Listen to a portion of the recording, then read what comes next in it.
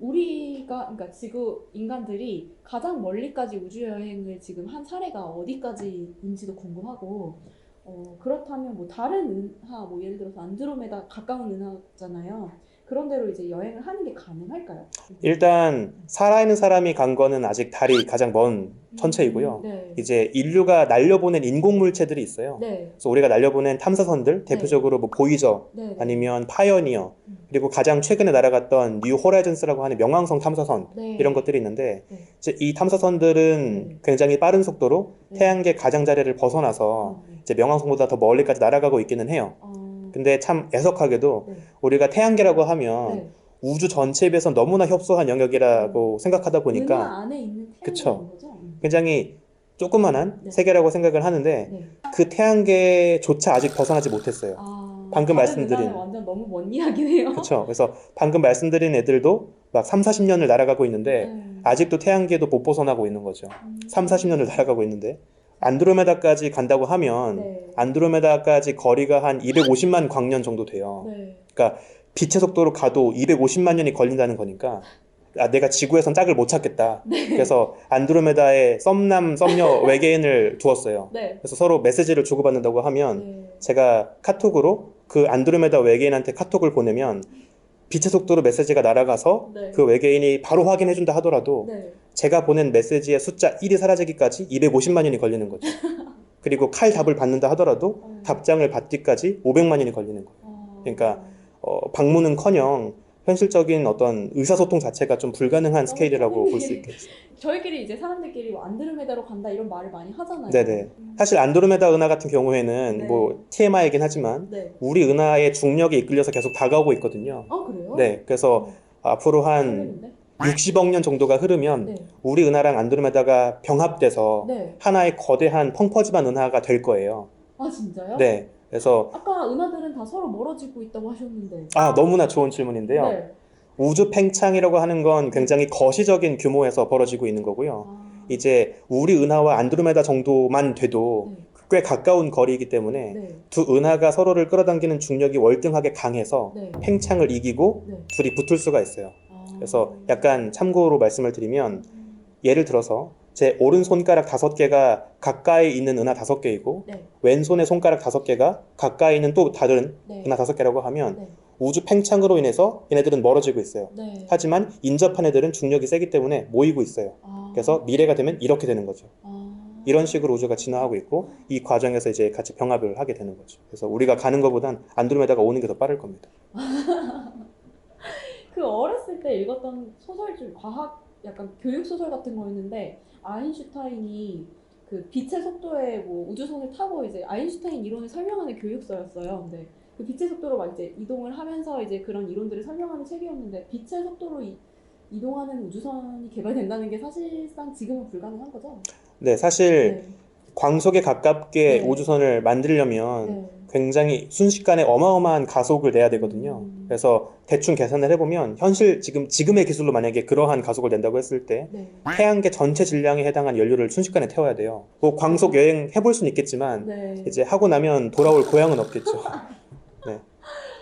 근데 그게 만약에 그러면 가능하다고 하면은 이제 우주의 비밀들을 밝혀낼 수 있겠네요. 시간이나 뭐 이런 것들을. 그쵸. 이제 우리가 훨씬 느린 속도로 세월을 보내면서 우주를 여행할 수 있을 테니까 네. 훨씬 즐거운 여행을 해볼 수는 있겠죠. 아까 또 명왕성 이야기를 잠깐 해주셨는데 저희 어렸을 때는 수금지화 목토 막 이렇게 하면서 명왕성까지가 이제 태양계다라고 학습했는데 지금 친구들은 명왕성을 빼고 공부한다고 해요. 맞습니다. 어떤 일이 있었던 건가요? 아마 네. 좀 나이가 많으신 분들은 네. 수금지와 목토 천해라고 하면 좀 뭔가 허전할 거예요. 끝까지 네, 해야지. 명이 뼈져가지고. 네. 근데 이제 명왕성은 원래 발견될 때부터 조금 논란이 있었거든요. 너무 사이즈도 작고 네. 너무 거리가 멀고 궤도도 행성 같다기보다는 해성처럼 막 크게 찌그러져 있고 네. 이런 것들 때문에 처음부터 논란이 있었는데 네. 그냥 뭐 딱히 부를 만한 대안이 없으니까 네. 그냥 행성으로 껴주었던 거예요. 네. 근데 이제 실제로 명왕성에 논란이 되었던 가장 중요한 원인은 네.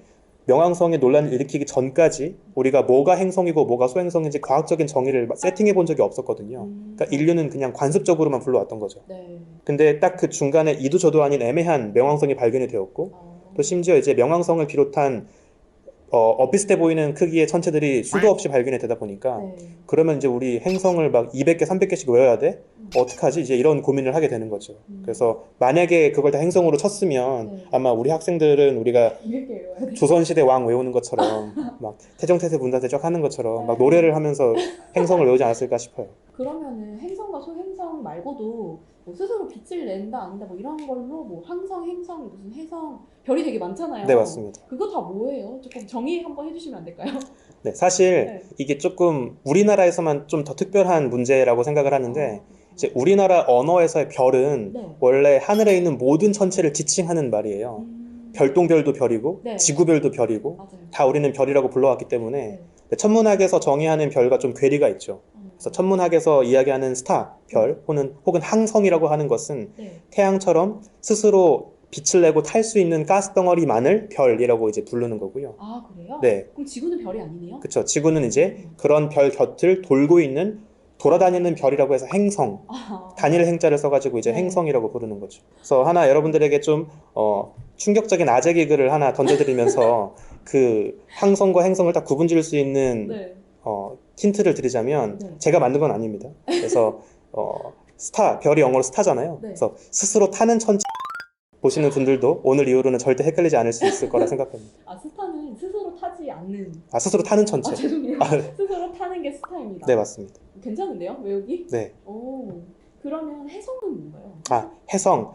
해성은 이제 태양계 외곽에서 네. 아주 크게 찌그러진 궤도를 그리면서 돌고 있는 얼음 덩어리라고 보시면 돼요. 얼음이요? 네, 그래서 우리가 가끔 뭐 대우주쇼다라고 하면서 네. 해성이 온다고 하면 막 긴 꼬리를 그리면서 네. 찾아오는 그런 애들 있죠. 그래서 해성 말 자체가 네.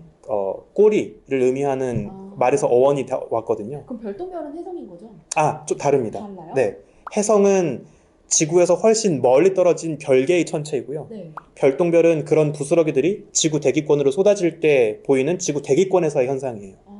그러니까 해성은 그냥 지구 멀찍이 지나가는 얼음 덩어리 자체라고 보시면 되고요. 별똥별은 그런 부스러기가 우연히 지구 근처까지 날아와서 그것이 이제 지구 대기권을 뚫고 들어올 때 그 흔적이라고 보시면 되죠. 그러면은 뭐 운석 이런 그 별똥별이 실제로 지구로 떨어지기도 하나요? 네, 이제 사이즈가 애초에 컸던 애들은 네. 작으면 대부분 대기권에서 불타가지고 다 전소하지만 아, 애초에 사이즈가 컸다면 남아가지고 이제 떨어질 수도 있죠. 그런 일이 만약에 일어난다는 게 운석 충돌? 그런 네, 건가요? 맞습니다. 그러면 지구가 멸망할 수도 있는 거.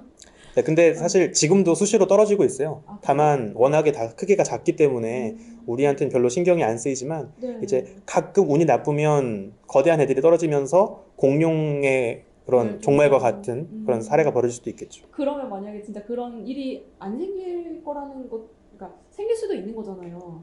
만약에 그런 경우를 대비해서 제2의 지구를 찾아놔야 될 것 같다는 생각이 드는데 네. 지구와 비슷한 행성을 찾을 확률은 얼마나 될까요? 우리가 지금까지 살펴봤던, 그러니까 발견해온 것들을 보면 네. 굉장히 많은 지구와 유사한 외계 행성들이 있는 것 같아요. 간단하게 지금 얼마나 많은 외계 행성이 있는지를 조금 느껴보실 수 있게 예를 들어보자면 네. 한번 저 따라서 팔 쭉 뻗어보실래요? 네. 팔 쭉 뻗어서 손바닥을 이렇게 모아보시면 네. 팔 끝에 있는 손바닥으로 가려지는 영역의 면적 있죠. 네. 이 가려지는 시야의 면적이 네. 지난 최근 10년 동안 천문학자들이 외계 행성을 탐색했던 하늘의 전체 면적이에요. 팔 끝에 있는 손바닥으로 가릴 수 있는 면적에서만 지금까지 모든 외계 행성을 발견해 왔거든요. 근데 그 작은 면적 안에서 네. 지금까지 4,000개가 넘는 외계 행성을 찾았고 그 중에는 100여 개가 넘는 지구와 유사한 행성들이 있습니다. 그래서 손바닥 나머지 하늘을 다 가리려면 네. 얼마나 많은 손바닥이 필요할지를 생각을 해보면 일단 행성 자체는 네. 굉장히 많다고는 자부할 수 있죠. 다만 하나 중요한 건 행성의 환경의 조건이 갖추어졌다고 해서 네. 무조건 생명이 출현하느냐, 네. 이건 또 다른 문제가 돼요. 그래서 이제 천문학자들은 우리가 이제 생명이 살 법한 조건의 행성들은 찾아놨으니까 네. 이런 조건이 있을 때 실제로 생명이 얼마나 높은 확률로 나타나는지는 생물학자가 찾아내라고 하는 이제 두 번째 미션을 생물학자들이 해결해야 되는 거죠. 이게 지구에 우리 같은 인간이 있다는 거는 되게 엄청나게 미미한 존재고 엄청난 확률을 뚫고 생긴 거네요, 어떻게 보면. 네, 그렇게 볼 수 있을 것 같습니다. 우주에 있는 별의 개수가 1000해 정도 된다고 책에서 본 것 같은데 외계인이 존재할 가능성도 예측을 할 수 있나요? 그게 이제 뭐 드레이크 방정식이라고 네네. 수식으로 이렇게 예측을 할 수가 있다고 하는데 이제 그 전파 천문학자 드레이크가 제안했던 개념인데요. 사실 수식만 보면 꽤 어려울 수도 있어요. 네. 근데 사실 개념은 간단합니다. 방금 말씀하신 것처럼 이제 우리 은하에 매년 얼마나 많은 별들이 태어나는지, 네. 그러면 그런 별들 주변에 네. 얼마나 높은 확률로 행성이 있을 수 있는지, 네. 또 그런 행성들 중에서 얼마나 높은 확률로 지구와 같은 환경이 있고 얼마나 높은 확률로 생명이 나타나고, 이제 이런 단계별로의 확률을 고려해서 네. 다 곱해가지고 네. 우리 은하 안에서 인류가 신호를 주고받을 만한 외계 지적 문명이 몇 개나 될까, 이제 그럼 추려보는 그런 접근 방법이거든요. 그래서 이게 굉장히 중요한 이유가 뭐냐면, 네. 물론 사람마다 워낙에 그 넣는 변수의 값이 다르다 보니까 네. 추정치가 굉장히 다르긴 하지만, 드레이크 방정식을 통해서 네. 우리 은하 안에 네. 뭐 외계 문명이 한 100여 개가 있을 것 같다라고 네. 추정을 했다고 치면, 네. 그러면 우리 은하계 사이즈를 알고 있기 때문에 네. 그 은하계를 살고 있는 외계 문명들 사이의 평균 거리를 가늠해 볼 수 있어요. 만약에 100개가 있다고 하면은 대략 뭐 몇 광년 정도씩 떨어져 있겠다. 만약에 외계 문명이 한 10,000개가 있을 것 같다라는 추정치가 나오면 네. 굉장히 가까운 몇 광년 이내에 다 있겠다. 이런 식의 가늠을 해볼 수 있는 거죠. 그러면 그 거리가 멀면 멀수록 네. 그들이 보내온 전파가 지구에 도달하기까지 걸리는 시간이 길 거 아니에요. 그렇군요. 그러면 우리가 얼마나 오랫동안 더 안테나를 열어놓고 기다려야 할지를 네. 우리가 한번 계산해보고. 계산해 볼 수가 있는 거죠. 그러면 그 결과값이 나와 있어요? 얼마나 기다려야 돼요? 사실 현재 굉장히 네. 낙관적으로 추정하는 천문학자들은 네. 앞으로 한 10년 안에 네. 외계인이 있다 없다를 결론 지을 수 있을 정도로 통계적으로 유의미한 데이터가 쌓일 것이다 라고 주장을 하기도 해요. 아. 그래서 외계인이 있다 없다를 지금은 얘기할 수 없지만 네. 적어도 10년 정도가 지나면 네. 있다 없다를 높은 확률로 단정지어서 이야기할 수 있을 것이다 라고 이야기를 하기도 하죠. 근데 이제 외계인을 만난다는 게 그렇게 낙관적일 수만은 없을 수도 있을 것 같기도 하고. 네. 외계인을 믿으시는지. 일단 외계 생명체는 당연히 있을 것 같다고 네. 생각을 하고요. 네. 외계 지적 문명도 어딘가 있을 것 같기는 한데, 네. 그냥 이건 개인적인 생각입니다만, 네. 아마도 서로 만나면 싸울 게 뻔하니까 네. 서로 애초에 만나지 못하게 하려고 아. 이렇게 일부러 멀찍이 태어나는 것이 아닐까, 뭐 이런 잡생각을 해본 적도 있습니다. 그렇죠. 이렇게 우주가 만들어진 거나 이런 것들은 과학적으로 다 이제 과학이잖아요. 네네. 근데 하지만 또 이렇게 공부를 하고 이제 얘기를 듣다 보면 너무나 이게 다 이렇게 맞아 떨어지는 것들이 있으니까 누군가가 이렇게 진짜 조물주 같은 네네. 무언가가 만들어 놓은 게 아닐까 이런 생각도 드는데 종교가 있으신지 궁금합니다. 저는 네. 제 종교는 과학입니다. 아, 역시 제 종교도 과학입니다. 또 이제 책 속에 그런 걸 봤어요. 밤하늘이 어둡잖아요. 네네. 그렇기 때문에 별도 보이고 하는 건데 그 밤하늘이 어둡다는 걸로 우주의 나이가 유한하다라고 예측을 할 수 있다고 하는데 어떻게 그렇죠? 사실인가요? 굉장히 중요한 질문인데요. 네. 이제 옛날 사람들은 우주를 어떻게 생각했냐면, 네. 어렸을 때 본 우주나 할머니 할아버지가 돼서 바라보는 우주나 똑같잖아요. 네. 별 차이가 없어요. 네. 그러다 보니까 우주는 변하지 않는구나, 수축이건 팽창이건 변화가 없고 그냥 평생 정적으로 유지가 되고 있다라고만 생각을 했죠. 네. 그러다 보니까 옛날엔 어떻게 생각했냐면, 네. 우주가 그냥 무한한 과거부터 지금의 모습으로 쭉 존재해 왔다고만 생각했어요. 그러니까 특별한 어떤 우주의 생일이 없다고 생각한 거죠. 우주의 나이가 몇 살이야라고 묻는 질문 자체가 이상한 질문이었던 거예요. 근데 이제 그렇다면 어떤 모순이 발견되냐면, 네. 우주가 무한한 세월을 살아왔다면 아무리 먼 거리에 떨어진 별이라 하더라도 네. 그 별빛이 우리 지구까지 날아올 수 있는 충분한 시간이 있는 거예요. 가까운 거리의 별은 당연히 짧은 시간 날아와서 우리에게 보이겠죠. 네. 먼 거리의 별빛은 그만큼 먼 시간을 날아와서 우리에게 어쨌든 보일 거예요. 네. 그럼 결국에 우주가 무한살이라면 네. 그 무한한 세월 동안 우리는 거리에 상관없이, 다 보기. 그쵸, 우주에 있는 수많은 별빛을 다 보고 있어야 되는 거죠. 아.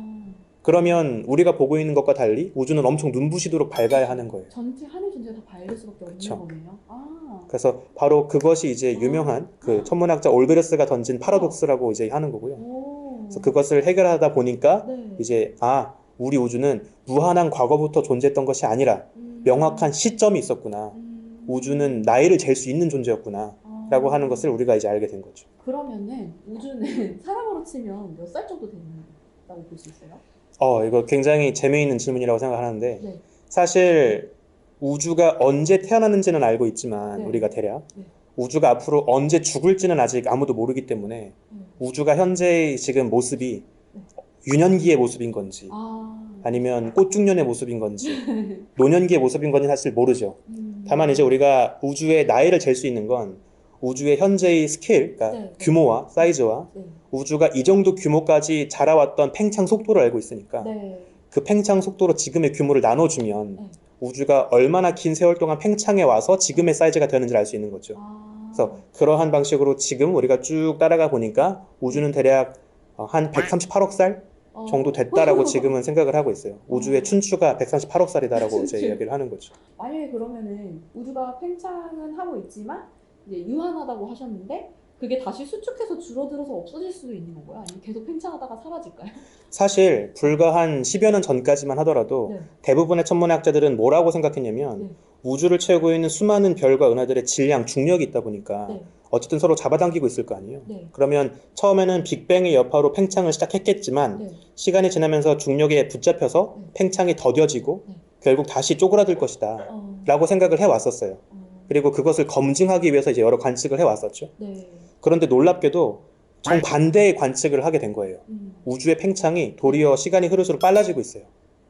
우리가 이것을 가속 팽창이라고 이야기를 하거든요. 네. 그러면 이상하죠. 이게 어떤 상황이냐면 제가 공을 던졌을 때 네. 공이 날아가다가 속도가 0이 되고 땅으로 떨어지는 게 정상인데 네.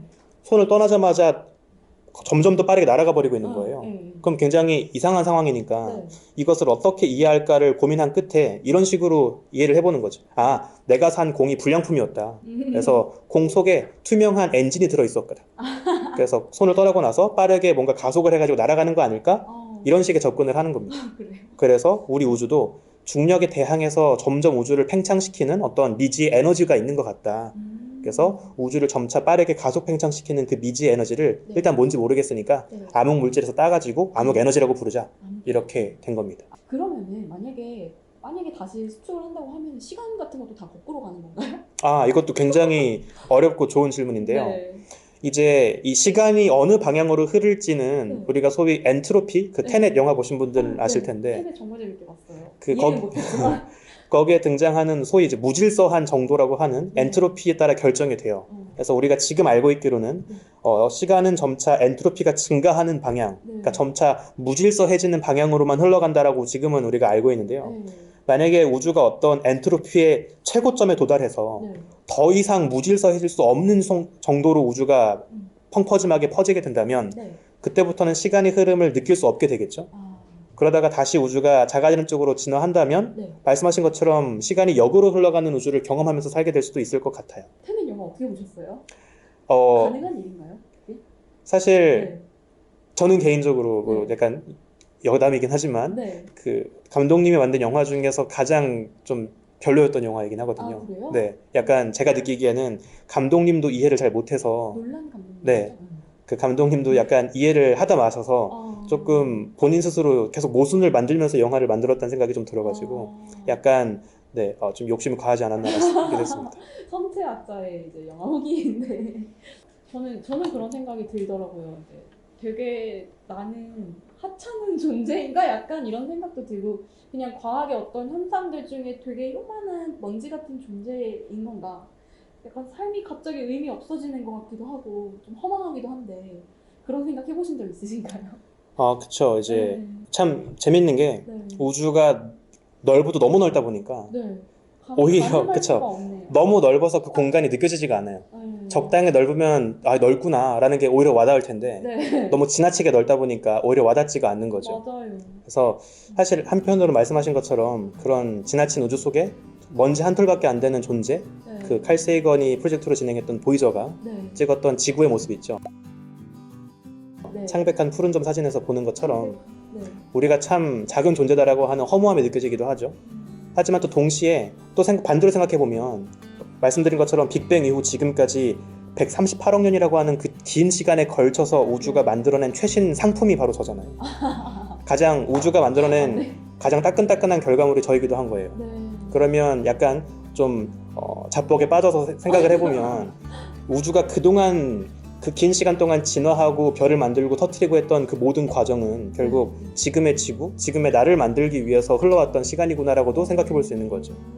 그래서 약간 천문학이 참 매력적이기도 하고 오묘한 게 이 극단적인 허무함과 네. 극단적인 자아도취 이 두 가지 스펙트럼의 끝단을 즐길 수 있는 것 같아요. 그렇게 얘기하니까 진짜 되게 또 특별한 존재인 것 같다는 네. 생각이 또 들어요. 그래서 약간 뭐랄까요? 네. 우주적인 양가 감정이라고 할까요? 뭔가 어떨 땐 허무했다가 네. 또 어떨 땐 굉장히 내가 너무 사랑스러웠다가 네. 이런 극단적인 감정을 느낄 수 있어서 저는 우주나 천문학을 좋아하시는 분이라면 네. 한 인류로서 느낄 수 있는 가장 폭넓은 감정을 느낄 수 네. 있다라고 저는 말씀드려보고 싶습니다. 마무리로 이제 책을 읽으시는 분들한테 한 말씀 해주시고 마치면 좋을 것 같습니다. 아마 여러분들도 이제 우주와 관련된 영화나 SF, 게임, 소설 이런 것들을 많이 즐기시면서 네. 이제 우주라는 세계 자체는 너무나 친숙하게 다가올 거라고 생각을 합니다. 네. 하지만 제가 이제 이렇게 글을 쓰거나 강의를 하면서 조금 아쉬웠던 건 네. 우주를 좋아하는 사람들은 많은데 네. 천문학을 좋아하는 사람은 별로 없어요. 그래서 천문학은 일단 어려운 느낌? 그쵸. 네. 그래서 사실 근데 천문학이라고 하는 것도 결국엔 네. 우주를 우리가 더 자세하고 제대로 이해하기 위한 하나의 표현 방식 중에 하나이기 때문에 네. 만약에 여러분들 중에 우주를 더 제대로 즐기시고 싶은 분이 계시다면 또 네. 평소에 속 시원하게 해결을 받지 못했던 네. 여러 우주에 대한 질문이 마음속에 남아있다면 이 우주를 정복하는 10가지의 지식 이 이야기를 통해서 여러분들의 그 속 시원한 해결을 해줄 수 있을 거라 저는 생각을 합니다. 그러면은 갑자기 드는 궁금한 점인데 혹시 이제 결혼하셨는지 모르겠지만 나중에 이제 아기가 생긴다면 천문학자가 되고 싶다고 하면 시키고 싶으세요? 태어나서 한 번도 생각해 본 적 없는 질문이었는데 우주를 궁금해할 수 있잖아요. 네네. 아기가. 저는 네 만약에 하고 싶다고 하면 네. 아까 말씀드린 것처럼 당연히 추천해 줄 만한 그러한 여정이라고 생각을 합니다. 구독해주시는 여러분들하고 시청해주시는 여러분들 오늘 조금 생소한 좀 재밌는 주제로 다뤄봤는데 네, 봐주셔서 감사합니다. 감사합니다.